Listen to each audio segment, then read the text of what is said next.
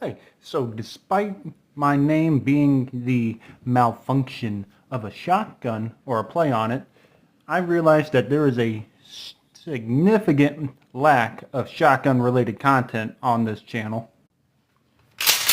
Let's fix it. So first off, you got your semi-automatics and your single action type.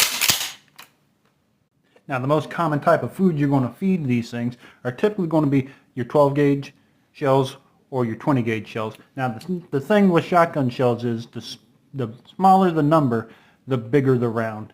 So if we take, for instance, comparison, a 20 gauge shell versus a 12 gauge, that's the size comparison against them. Now we take the 20 gauge and put it up against a 410, and it's just that much smaller. On the opposite end, if we would take a 12 gauge and compare it to something, say like a 4 gauge, I don't have one on hand, but it's roughly the size of, say, this $50 here. It's a good bit bigger. Now typically you're going to have what they call a 2.5 inch shell, meaning that this from rim to tip is about 2.5 inches, but you also get shotguns that do full 3-inch shells.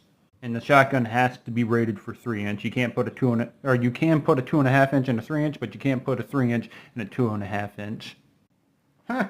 What do you mean 3 inches is too big? Now the loads for your shotgun, or the shells for the shotgun, are typically going to come in one of 3 ways: slug, buckshot, or birdshot. Don't know if you can hear the rattling in there.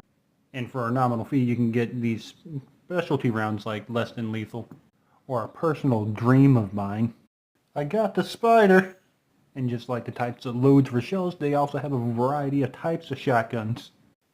Like double barrels, I had side by side, lever actions like the Terminator, AR-10s, even bullpups.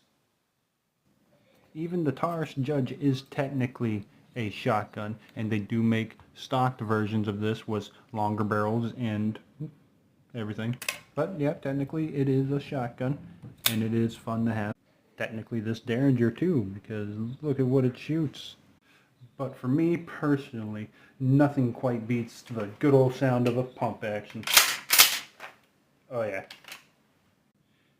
And for most shotguns, the safety is going to be right here, right where you can just put up your thumb and make ready to fire. There's your crash course in shotguns. Why don't you subscribe and check out the poll for my next acquisition. It's going to be sometime in November, and y'all stay safe out there.